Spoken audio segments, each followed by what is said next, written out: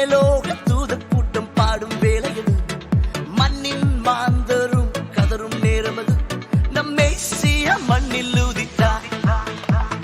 சில்லான குளிர் காற்று வீசும் நேரமது, மேலோக தூதர் கூட்டம் பாடும் வேளையது, மண்ணின் மாந்தரும் கதரும் நேரமது, நம் மேசியா மண்ணில் உதித்தார்.